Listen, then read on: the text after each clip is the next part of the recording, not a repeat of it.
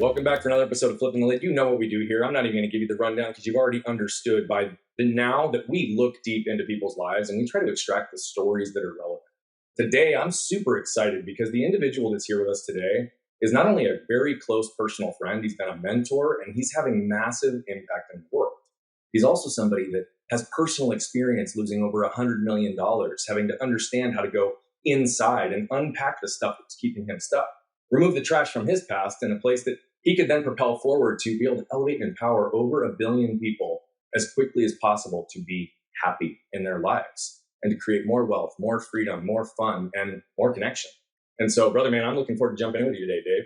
I can't tell you, this is the busiest or most active week of my life. Super Bowl's like taxi. I'm a sports guy, and there's no place, no interview I'd rather be at than here with you. You've had not only an impact on my life and so many others, but also a testament to my mission in life. Right? My mission is to empower over 1 billion people to be happy. In order to do so, I have to help empower 1,000 people to empower 1,000, empower 1,000. And that's not an easy task because, it's one thing to empower people, but it's another to empower people to empower people to empower people. It takes a certain skill, a certain knowledge, and desire, and you encompass all three of those. And watching you elevate and accelerate has brought great both joy, but also inspiration to me because I know I can scale if I meet more Brian Bogans. Well, I appreciate everything you just said and reflected back. So that's why I think the second we met each other, we knew there was collective impact inevitable when we connected. And, I gave a little intro on who you are, but why don't you tell us who you are from your roots? Yeah, I always define my journey of who I am. So who I am today, I'm happy, healthy, wealthy, and worthy, a person on a journey trying to figure out what I'm doing with that. It wasn't easy to get there because I started off in the world of not enough. It's a big, with a single mom, 6 kids, a woman who worked 2 jobs, a second grade teacher, filled up turnstiles at convenience stores with greeting cards just so we could eat. Her idea of empowering as a parent was 2 things, love and education. So she loved us to death. And then overloved us, I should say. She didn't love us to death.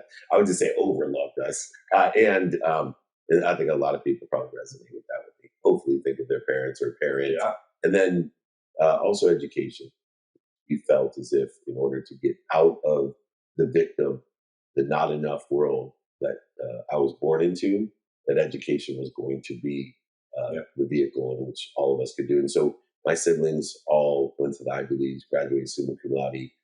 I have a quantum, energetic, and genetic inheritance to academia. So I did very well in academics, although I didn't think I did very well because I got a B. And when I went to college, I started to realize the unrealistic expectations, or maybe realistic expectations my mom had of us academically. But I quickly moved from the world of not enough, wanting to be rich, to buy my mom a house and a car, into a world of learning. And that world of learning was a world of just enough. It was a counterintuitive world where you think you have everything, but you still have nothing. You think the world is for you, but it's still to you as a victim. And it's a very tricky world. So I graduated law school, went against what other people thought, which was probably the greatest differentiator in my life is I finally had the cojones to tell my mom that she didn't know what she didn't know, and I wasn't going to be a real lawyer. I was going to work at the internet, even though she said it was a bad decision. She told me the internet was a fad in 1992. It may have been in 1992, but I took my own life in my own hands and made my own choice about what I wanted. 9 months out of law school, I was a millionaire, which was great. I bought my mom a house and a car, paid off my law loans, but it was a very dangerous, counterintuitive, conflictual world because I thought I was living in abundance. I thought I was a philanthropist. I thought I was doing everything for everyone else. I thought that I was superior in nature, that money did buy love and happiness. And believe it or not, from the time I was 24 till the time I was 36, everything in my life, except for a few red flags, indicated that I was right, that money bought love and happiness. I had everything. Houses, cars. I married my dream girl. I had 3 beautiful daughters. I worked not only as CEO of Samsung's phone division, but I worked as the CEO of the world's most notable sports agency. I had access to what billionaires couldn't even afford. Everything in my life said I was living in a world of abundance. But as those 3 red flags indicated, I wasn't. Yep. And so my journey led me to my, abuse, drugs and alcohol. It led me to almost losing my wife and my life. And 2 years after my transformation, my quantum leap, 2 years after it, the universe prepared me for losing everything, over $100 million, going bankrupt. So since 2008, I would say since 2006, because my bottom was 2006. Financial bottom was 2008, but my basement had a basement. It was 2006. I was at a basement financially in 8. Yeah. So, here we are 17 years later in 2023.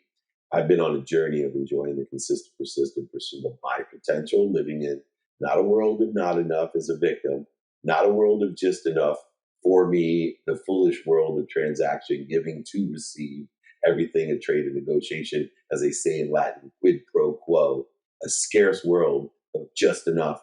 I live in a world of abundance, of everything for everyone, more than enough of everything for everyone. A world of more than enough that isn't happening to me or for me, but happening through me. And like I said, people like Brian Bogart are a testament to how life is happening through me and now through him. I have to say that might be the most robust, complete, wisdom-packed answer to a "Who are you?" question I think I've ever heard, and it's not surprising. But the beautiful part about that is I think that's one of the things you and I both really shared, is the ability to surrender in the moment, channel to what needs to be said, and allowing the universe to just flow through us so that wisdom comes to us versus having to access knowledge, right? You gave a very comprehensive life story that gave so many nuances, and so many pieces were embedded in there that weren't really the moral of the story, but they're so significant. Take me back to the time that you were in the victim mentality as a kid and where that came from your mom. And let's start there for just a minute, because not everybody understands or identifies as early potentially as you did, that they have the chance to take ownership versus be a victim. I'd love to know what you were feeling in that time. And regardless of the narratives coming from your mom, what were the narratives coming from the other sources in your world? Yeah, so it's really important because there's a lot of things happening in my life. My dad left when I was 5, so I immediately took on a sense of responsibility for my mom. So a lot of the victim mentality was because I saw my mom as a victim. Mm. My dad was abusive emotionally, cheated on her, just wasn't a good husband. Yeah. And so I took on that. My mom's a victim. I'm living as a victim. I don't have a dad. I don't have money. I, surrounded myself because of my academia with people who more were set on their dads were doctors, lawyers, and so they had a lot of stuff going on that I didn't have. And so I lived in this why me world of not enough. And so I became hyper competitive and scarce. Now, I will tell you, I come from energetically and genetically a scarce family lineage, and probably a past life lineage. Even the wealthy people in my family are extremely scarce, even today. And it was never more present than during COVID, how scared my family is. Mm. I mean, I have a brother that is summa cum laude at Harvard, right? That has a PhD in social ethics. He's probably academically one of the most superior academics in the country to work for presidents. And yet he carries that energy. My other brother went to Wharton School, London School of Economics, MBA at Columbia, my sister MBA at Columbia, multi-millionaires, right? Mm-hmm. And yet you would think they're poor, right? They literally just live in a world of not enough, anything, they're just afraid. And I had to break the chain. Yeah. And, for me, there was, sexual abuse when I was 9, that created other victim mentality of, how could I couldn't tell my mom what was going on because I thought it was going to hurt her. Mm-hmm. It's hard for me to say, right? So that's, a lot of work to go through. And I didn't even address the issue, what happened to me at 9, until I was 50 years old. Once again, thanks to my wife saying, "Hey, you got your shit together, Dave. I'm proud of you. Now let's tackle this one." Yeah. I'm just tired of you making, because she was one of the few people in the world that I opened up to that it even happened. And she knew the jokes that I made and the pain that I was in. And it brings up a point that you teach, and I want to maybe suggest a different way of explaining taking out that trash. I'm always open. See, I'm more of a transformational person in the fact that I believe that we can transform our trash into treasure. I agree with that. Yeah, and I knew you would. And I'm only talking vernacular because I think it's important when people think they're going to get rid of their trash. Look, there's still plastic bottles in the ocean. You can change the plastic bottles in the ocean to algae or energy, or hopefully someday even food. That would be really nice if I could do that. But I'm looking to always transform my trash into treasures. I agree with that. Now, what I will tell you is, though it's not always in the predominant narrative externally, the reality is our treasure is formed from our trash pressure. Right. And so our treasure literally comes from the same sources. And that is absolutely embedded in everything we teach. But just like you identified, you can recognize and live in all of these treasures for a significant period of your life, right? You took what you existed in. You had to become the man, the protector and the connector in your family to care for your mom, to a place that also meant that you did not admit your own natural feelings in situations because you didn't want to put harm on her, right? You experienced sexual abuse that puts you into an even less safe, even less protected place where you know you're not seen and understood and you're not connected, and it causes people to retreat even further into themselves. And you didn't deal with it until you were 50. Right? And so why... I'm still teaching people of course, shit. Of course. Which made me feel more like a hypocrite than anything else. But here's the thing, like, that's the thing about all of our trash, is that there's layers. Right? And just because it's there doesn't mean that you're aware of it. And it also doesn't mean that even if you're aware of it, you're ready to deal with it, because sometimes digging through it makes you feel like trash. Right? And so what I wanted to really highlight in what you just said, because it's beautiful, is you had created so many external treasures in your life, but because you hadn't actually dealt with some of the deepest, darkest trash, it came back to continue to bite you in your fatal flaw, in your relationships, in your business, in everything. And that's the fundamental of what we teach, is like, look, that is the only thing that will keep you stuck and repeating the same patterns. Because until you transform it or discover where the trash pressure made it treasure, right, you can't move. And you've done that. And so what I really want to, first of all, say, I always love your vulnerability and how quick you are to be able to demonstrate emotion. Right? That's something I've told you before. Like, sometimes I actually envy that you can cry as quickly as you can, because I feel that, but I conditioned myself for so long not to cry. I believe, by the way, crying is perspiration. So that, as you work out, you perspire, you cool yourself down. I've cleared a lot of interference. So for me, it's a testament to that clearance. And I'm perspiring emotionally. And by the way, why I wish that I had more ready access to, and this is one of the things I'm focused on right now, is continuing to surrender to those other elements of pieces that I'd shoved down or suppressed, because it's a release. It's perspiration. It isn't a physical expression and release of things that you're carrying inside. And so I have to find different modalities to release. But what I'm really curious about is, like, in today's world, and especially when you were a kid, right, crying was not something that was accepted. Right? It's no, you show up, man up, toughen up, shove your emotions down. And you did that largely for a long time. But what I'm curious about is, who gave you permission to cry? And when did that start to become readily accessible for you? Let's say my wife was the first person that I could be myself with, that could experience the truth and just get it off my chest. I mean, I went to suppress so many things in my life that I blacked out the fact that, my oldest brother, he was a stepbrother, but lived with me. I had two of them that, 9 years older than me, had done this to me, until he called me in fear as a doctor at 28 years old to tell me that he had HIV and that he was sorry. And like, I literally was on the telephone. I remember they didn't have wireless phones back then. I was on the telephone just sitting there going, what's he talking about? What's he sorry for? He's dying. What is he sorry for? And then he kept talking. and explaining, and I was overwhelmed. I still am overwhelmed. Still, working through that. But that's how much I protected myself. You talk about we don't even know, right? Dude, the armor we carry literally disconnects us, and we think it's what's protecting us. And then it hurt me because I couldn't tell anyone. Yeah. And until I felt extremely comfortable that no matter what, that I had unconditional love from my wife, the way that I have it from my mom, that I felt comfortable telling my wife and starting to heal. The irony is, I told my mom. And the way I told her was that I went public with it because Sugar Ray Leonard and I are friends, and we did an interview.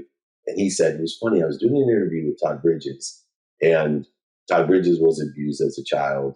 And I don't even know where it came from. I admitted that I was abused. Sugar Ray Leonard said that. And I broke down crying in the interview. And I said, I was as well. And then the way I told my mom was like, hey, I really want you to see this interview. It was like Blink, the movie. My mom watched it, and she's like, that was awesome. Mm-hmm. She could not see or hear what I was saying about that part. Just like if you've never seen a book, like that's how much, I understand that as a parent. Yeah. Right. And I just let it go. And I still let it go today. She's 80, and I had to go to therapy to understand, should I broach the subject again with her? Yeah. Right. And deal with that. But it was really interesting how I sat in front of, and that's all I heard was me admit that I was abused as a child, and my mom couldn't even be aware of it, even though I know she was watching the same. It was on, back then, Amazon Prime. And so we were watching it on TV, and she couldn't see it. Did you ever close the loop with her on that? Not yet. And it's difficult now because she has a little bit of dementia. Yeah. She's older and more fragile. And I'm already at a better place of peace. And once again, I still think I have a protective energy. Of course you do. Right. And even more that I should have told her, when I was 9. Because my mom was so strong. She raised 6 kids on her own. All went to the Ivy League, summa cum laude, all empowered. She could have handled it. Yeah. And now, ironically, it probably would do more harm than good. Maybe she wouldn't even hear me. So here's the thing I want to just reflect back to you as a friend. My belief on the word should. Yeah. It's immediately telling you that what you did, who you are, how you did it. Nice. I like it. Right. And so when you say I should have told her when I was 9, no, you maybe could have if the variables were different. You maybe would have had you known what you know now. But the reality of it is that you've made the decisions based on the variables that have existed in your life always and consistent through the lens of trying to do what's best for her. And so what I want to remove from you is the weight that you still carry for not having alleviated or communicated that earlier in your life to her. Because at this point, if your self-healing exists, if it's not something that she was consciously aware of or that she's dealing with any kind of resistance herself from, then bringing it back into her world probably doesn't solve anything other than for you anyway. Right. Exactly. And so it's one of those things where, again, alleviate it because maybe the time has passed. But dude, you can't look back on that and be like, I should have told her earlier. Fuck that, man. I hate that word because it's like, it's so good because part of the therapy that I went through. So I have this philosophy about accountability. Yeah. Right. I know accountability is what you're responsible for, but I also had a law of attraction, a perception of accountability, which was and it just drove my therapist crazy, right? Because I went in and said, he goes, well, how do you look at it? I said, I asked myself, what did I do to attract this to myself, and what am I supposed to learn from it? And he fought me. He's all, no 9-year-old attracts this himself. It's not about a past life. There's nobody attracts that to themselves. Mm-hmm. Yes, there's things to learn from it, but nobody attracts it. You didn't attract your accident. You didn't attract the truck that ran over. Exactly. So it really perplexed me because I believed in the law of attraction, and I had to question what it was. And what I realized and where I came to peace was a third stage of accountability. It was, what did I do to participate in the perception? Yeah. What did I do to participate? And like you said, this is where the should things come in. At that snapshot, that inflection point, that defining moment of my childhood, what did I do to participate in it? Well, I protected my mom. Right?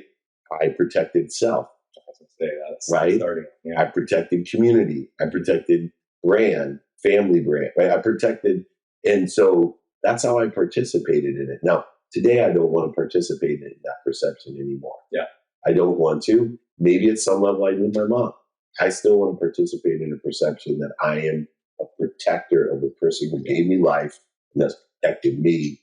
Yeah. And the same way that I try now to protect the ultimate omniscient, all powerful that protects and promotes me, the same way my mom did, except for the all powerful source is all knowing as well. And unfortunately, to my detriment and my mom's, she's not omniscient, but she certainly carries an energy of protection and promotion for me, and I'll carry the same for her. Of course she does. Well, yeah, I mean, that's definitely an unfair weight and burden to place on anyone. Right? Yeah. And the armor alone, let alone the trash that you picked up in that period of time that you carried for so many years, is just heavy. You talked about you weren't able to really shift successfully until you knew you could receive unconditional love from beautiful bride. Yeah. When did that happen? It happened 2 years before I lost everything. I lost over $100 million, went bankrupt. I was in a bad place, but not economically. So describe that to us. I run the most notable sports agency in the world. Yep. My ego, my superiority was out of control.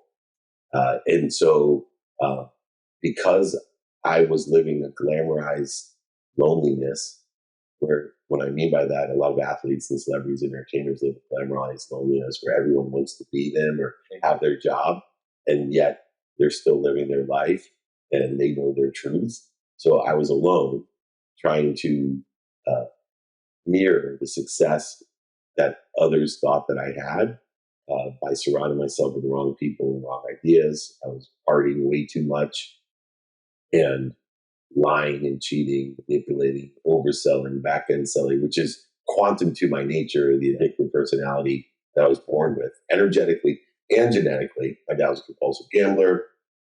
It went on and on in my family, OCD, to the fact that some of my cousins that were summa cum laude at Harvard medical school killed themselves, right, because of the OCD, the genetic inheritance that I had. I just picked a different poison than grades, right? And so for me, my wife, when I walked in one morning at 5:30 after going to Grammy Awards with Little John and lying to her, coming and getting wasted, she told me one of the few people in my life, and anyone in the past that told me what she was about to tell me got the same reaction as she did that night, which was I was lost and she was leaving, right?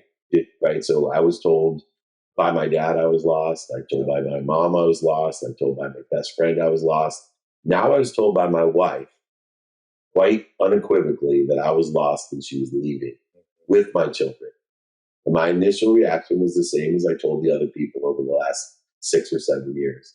I hate you. How dare you? Look around you. Who do you think did all this? Who is the Almighty? Right? And as I came to think about, and my wife's reaction was, if your mom knew who you really were, what would she think? And I remember my mom telling me, when I told my mom I hated her one time because she said I was lost. And I said, she's on, you're lost. You have no faith. You think you're in control. I said, I don't even believe in God, Mom. I said, oh, son, you don't believe in God? She's like, no, you believe in God. I said, no, I don't. I did all this. He wasn't there. He wouldn't have punched me. I did all this. She said, oh, no, you believe in God. You just believe in the wrong God. So I sat there the next morning, all of the hate, the blame, the shame, the justification, living there and thinking about how I was going to punish my wife. How dare she? I'm going to take her joy, her money. I was going to get divorced, all these things. And that's where my faith started. And it wasn't just faith in her, but she actually cared about me. My mom cared about me. My dad cared about me. And my best friend cared about me. But I tell this story about the jacket. The reason I told my dad I hated him, he gave me a jacket with no pockets when I was 30. First gift in 20 years. First time he reached out to reunite with me and to have him bond as a relationship. And I shunned him away again and told him, I'm nothing like you. You're a liar, a cheater, manipulator, overseller, back-end seller. I don't want your jacket. I don't need your jacket. Can't teach me anything. I don't think that money is God, that money buys me love and happiness. You're crazy. But I sat there, I hadn't seen that jacket. But it was literally the only thing I saw in my closet. And I stared at it. I don't know how long I stared at it, but I just remember staring at it thinking, I don't hate my dad. Don't hate my mom. Don't hate my best friend. And I certainly don't hate my wife. I hated myself in my life. I was a liar, a cheater, manipulator, overseller, back-end seller. And I'm going to take stock in who I was, just like my wife said, and who I want to be. And I'm not going to lose my wife. And that's the day that, here's the interesting, because I've told this story so many times, and it's been years now that I've unraveled the layers of truth, and the truth will still unravel itself. It's a limited truth that I give people. I'm still learning. Yeah. But I remember it took me a long time. Right? It took 2 years before I lost everything. Right? It took me a long time to be who I am today. And so when people ask about my wife and that unconditional love, like it wasn't just the fact that she told me who I was. Yeah. It was that for the next 7 years of the 17, knowing that I knew the truth and that I was working on it, that she had the unconditional love to give me the time to figure it out. That she didn't take the expectation that I warned him, I told him, look at you, you're doing the same shit again. Yep. It was another 7 years until that quantumly I took stock in who I was and what I wanted to become. And the last 10 years, I continue to grow and get better and have been great in our marriage. And yes, I feel fine about, I don't need unconditional love because I'm giving it back fully to you now. Yeah. Well, what I think is really beautiful, you and I have very similar tangential paths in so many ways, right, that have happened. Yours were just more physically painful than mine. Well, but but the emotional pain that's attached to those things are true as well. We talk about armor, right? And anger is armor. Yeah. And I'll tell you that for me, it was not so much different. I was always in seek of who, but didn't have a model, so I chased the what. And similar to even how you described, what's interesting is though it was very unconscious for me at the time, I still was seeking love and connection through validation and performance as well. And so when I was in that position, right, it's like, well, if I built a life of such significance and prominence, maybe people will admire me, want to be around me, right? This was an unconscious thing that I have unwound over the last decade.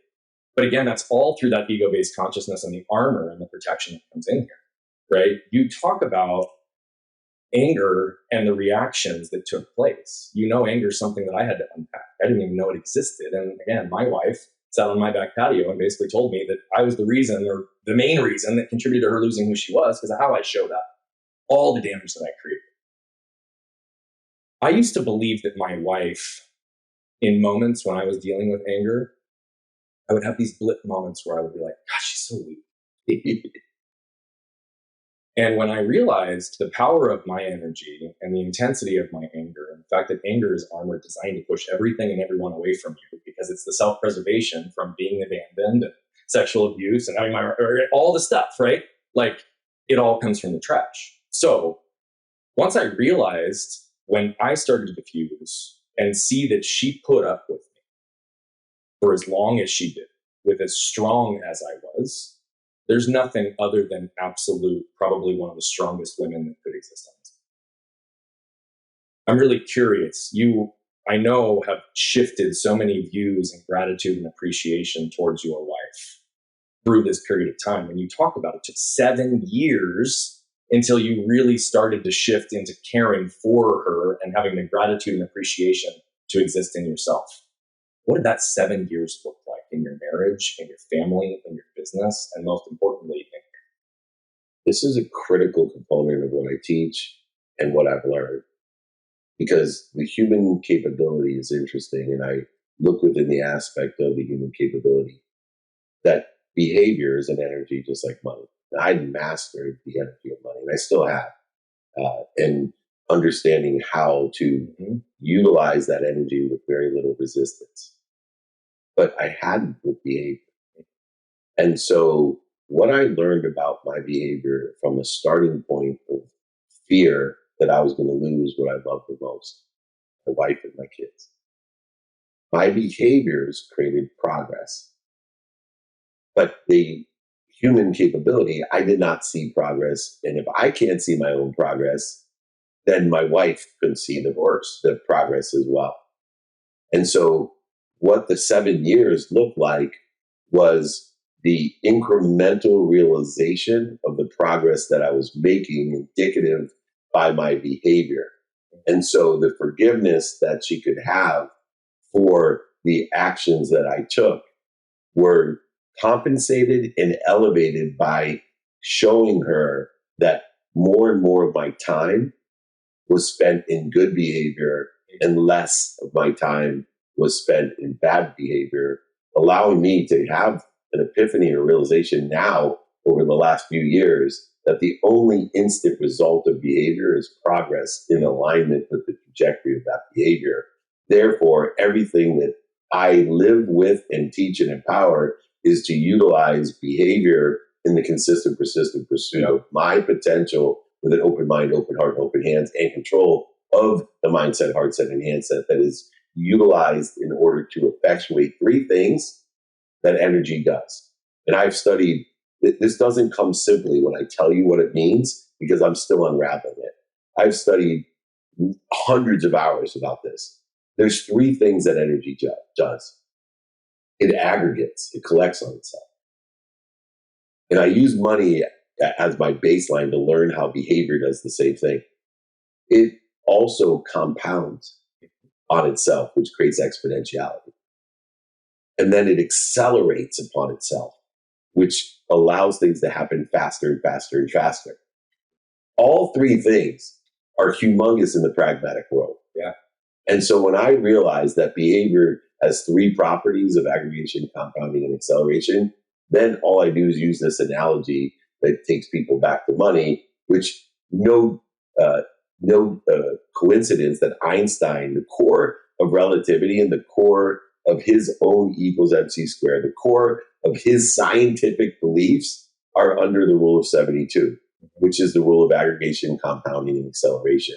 So here's how I live my life. And this is how I can best explain those 7 years and still the last 10, although there's bigger feedback on the last 10. She's getting benefit now, not pain. But here's how I explain it.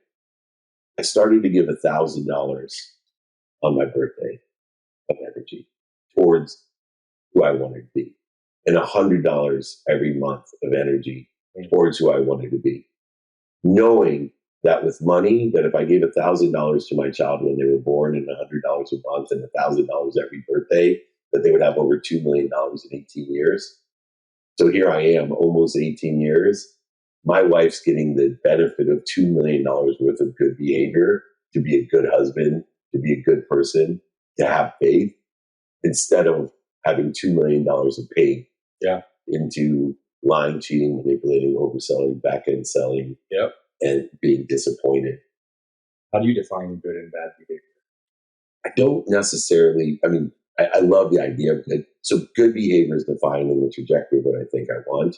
Bad behavior is energy or behavior that is interfering with that trajectory. And so in my own judgment, good behavior would be on the trajectory where I think I want to be. Bad behavior would be interfering with it. And it could be completely inverse for someone else. Yeah. So based on that definition, what bad behavior do you still have in your world that you're working to remove? All of them. Difference is that I have studied time. So time's the dependent variable of all matter in my life. You've heard me say it a million times because we do shows together. And so subjective and objective matters. Where I've made my major progress that can be quantified is time. That I spend minutes and moments in bad behavior. Yep. I spend minutes and moments interfering with my trajectory. I spend minutes and moments not being consistent, persistent in pursuit of my potential, my higher self. And so time to me is a savior. Yeah, it is. Because it allows my human capability to recognize, remember, and recollect source and become a better resource to that source by saying, look, I like two of the basics identification everybody should be aware of to simplify this when you start is I know that guilt is the interference of the past and anxiety is the interference of the future. However you want to define guilt, you'd say regret or, shame or blame, whatever you want to say. I just say, do I feel guilty? Okay, I'm going to spend minutes and moments in guilt because I can't change the past. Or when I'm looking to the future, oh my God, the economy's turning. Yep. I spend minutes and moments in anxiety that I might lose everything again. Yeah. Instead of days, weeks, months, and years in what I deem or define as bad behavior or interference, FEAR, interference. Yeah. As it relates to the people that mean most to you, right? Your wife, your kids, right? I know your mom and your other family exist into that. And you so beautifully articulated like these fear elements that exist in pockets of your family, and you dealt with it and overcame it. And fear actually helped you refine your focus and actually move to where you are today, because the fear of loss of the most important people in your world drove change in behavior. So as it relates to those individuals today, what work do you still have to do to deepen the relationship and the bond with your daughters, with your son, and with your wife? Two things. One, my relationship with self. Yes. So I work on myself every day because I can't give what I don't have. So that's the number one thing. And even if that was the only thing, it would improve the relationships with everyone, especially those most relative to me. Yeah. But the second thing is just an awareness. And it's awareness of snapshots. I think it's really important that utilizing the understanding of self in the context of meeting people where they are at. Mm-hmm. And so understanding that when my uncle goes to a charitable event that I did 5 years ago when I turned 50, and he's sitting with the board of the Unstoppable Foundation and my family, and he says, I wonder how much Dave's making out of this, when I was trying to raise millions of dollars for community centers in Africa. And my wife flips a lid, right, and comes to me and tries to evoke interference, ego interference. Yep. And I was blessed to spend moments in ego. First, I was offended. I didn't need to be offended. And then I realized, you worked on yourself, brother. Yeah. Therefore, the snapshot your uncle has when the majority of the time your uncle has known you is when you were 16 to 24. Yeah. And that's not who you are anymore because you've been working on yourself. And number one, forgive him for being truthful, because that's who you are to him. And it's okay. Yep. And so number one, forgive him and forgive yourself for being that person. Yeah. And feel grateful that you're not that person anymore. And I'm not. I am for minutes and moments. I'm still that guy that, lives in scarcity, can oversell you, back end sell you, lie and manipulate and cheat you. And I catch myself doing it sometimes, right? And even in our own personal relationship, right? I was a mentor of yours, one-on-one coach of yours. And I had given you what you needed, and you needed to go find someone else who sits in a situation that you want to be in. And when you initially told me that, I spent minutes and moments offended. And guess what? I put it on you. He doesn't get it. Oh, he's making a huge mistake. I'm a goddamn genius, and he's going to lose out. He doesn't even understand the quantitative value that he's giving up in this relationship. And I spent minutes and moments, and I actually caught myself and said, hey, Brian, right? Because I was in the middle of other things, right? I didn't have a completely open mind. I wasn't my 100%. So I just said, hey, man, let me think about this, how we're going to move forward from this. And what I was really saying was, Brian, let me see how I can move forward on myself, because right now I'm so offended that it's not going to be good for my, I have experience at this, and I love you so much, and I only want the best of you and for your journey. And thank God that was my mechanism compared to 10 years ago, when I would have, not only damaged myself, but tried to damage you for us trying to help each other. It so blows my mind how screwed up I was in the past. But at the same time, it all comes from that initial protectionary place. It's all rooted in abandonment. It all is rooted in where is my value tied, and when it comes to certain relationships, right? Like, how do I navigate that and recognize that my value is independent of whatever external measures exist? And something that I've always said about you, and by the way, thank you for sharing that, because that's a moment that I look back on with a lot of pride in our relationship. Me too. And a lot of pride for you in particular. Thank you. And because you lived into the person that I believed you to be. Because minutes and moments, we're all human, right?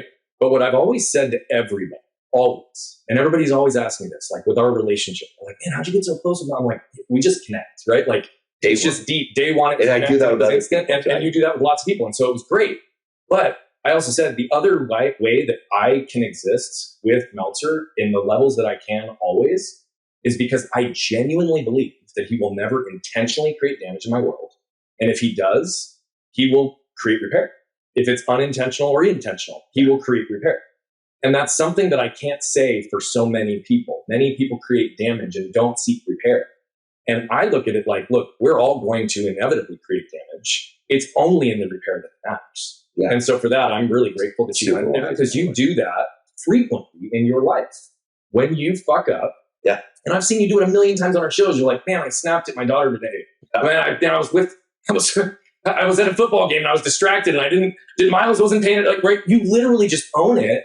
And typically you're seeking repair. And so for that, I just want to say thank you because that's a significant model for people to see an example cast from. And for someone that operates at such a high level financially in business and in life, shit, you got one of the most recognizable smiles in business right now. So good. And that's recognized by because the rest of the face, you know. Well, the nose distracts, but it draws attention to the mouth. Right, exactly. Because I got a small face. The smile looks bigger and the nose looks bigger. I always say I'm blessed with a small face. So I just would love to know, is there anything you'd like to leave as a closing thought for today? I always do, because everyone's on their own journey. I know I have these simple sayings that I end our show with. Mm-hmm. And it's the two things that changed my life when I am human. When, there's fear in my life, separation or interference. One, reminding myself to be more interested than interesting. I want to leave everyone that, questions are great. I'm so proud of the people that are here with me because they've been with me the longest, right?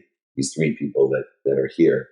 And one of the greatest achievements of their maturation is they're all more interested than interesting. I see them asking questions. I see them being interested in source. Yeah. And then, the second one is easy, and it's probably going to be on my tombstone if they still have them, the physical ones. If not, it'll be on my virtual digital one. Yeah.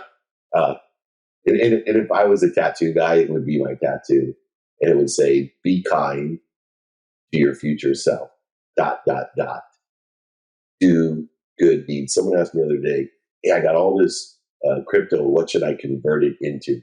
I said, crypto is a currency. That means it's an energy in motion. That's why it's called a currency. Yep. Right? It's an energy in motion. And the best thing you can convert your currency into is good deeds. Mm. Good deeds are a currency. And it's an infinite currency that will be remembered, reminded, and be collected when you're not here anymore. Mm. They will not talk about how much crypto you have when you're not here anymore. That's right. But they will remember, remind, and recollect the good deeds. So convert your most valuable currencies into good deeds by being kind to your future self. I promise you, your life will change. I do, as you know, want to offer your entire community my book for free. Please just email me. I sign them, I send them, I pay for shipping and the book. So it's not like other guys out there standing in front of cars they don't own saying, hey, I'll give you my book for free. Just give me $10 for shipping, even though it cost me $4, right? That's about basically what it cost me to do. Yeah. Besides my signature, which devaluates the $4 even further. So if you don't want a signature, make sure you say no signature. I think it'll be worth more someday that way. But please just email me, put it in the notes, David at dmeltzer.com. There's also Brian at Brian Bogert or at Brian. Bogert Brian, exactly. It took me so long for that. I don't know why. But let me just say, just real quick, marketing-wise, I think it's so cool that I do it because what people don't realize is it's kind of straightforward. I'm like, email me, David at dmeltzer.com. But it's much more obsequious and organic when I make fun of your two handles, and then people remember it more. That's right. Because I'm like, who the heck has Brian at Brian Bogert, but at Bogert Brian? the opposite. But by me even telling this story, it just helps people know and remember. It's significant. Which is one of my magics. I love you and thank you for being here, brother. No place. That's why they call it the Super Bowl, because we get to be with the MVPs all week long. And Brian Boker's one of the MVPs in my heart. And thank you so much for being such a dear, honest friend, just like my wife. I love the fact that you call me on my bullshit and you appreciate me for who I am. I do. Love me for who I am. Because I feel the same way about you. Thank you, brother. So for all of you that just witnessed this, you can rise to fortune. You can accomplish your treasures. But until you deal with your trash, until you actually look inside and start to be honest with yourself, until you can give yourself unconditional love, you can't receive it from other people. But that's what's going to allow you to have the trust to drop the armor, because you'll know you'll be safe. When you continue to reconcile and try to move through the trash from your past that's kept you stuck, you can transform it into treasure. And Meltzer is a perfect example of that. But again, you have to be kind to your future self. And that's one of the deepest lessons that we teach, is when you look at your trash, you have to remain objective and non-judgmental, because if you're judging yourself, when you raise your level of awareness, you're just perpetuating the cycle. Continue to flip your lid and scan your king.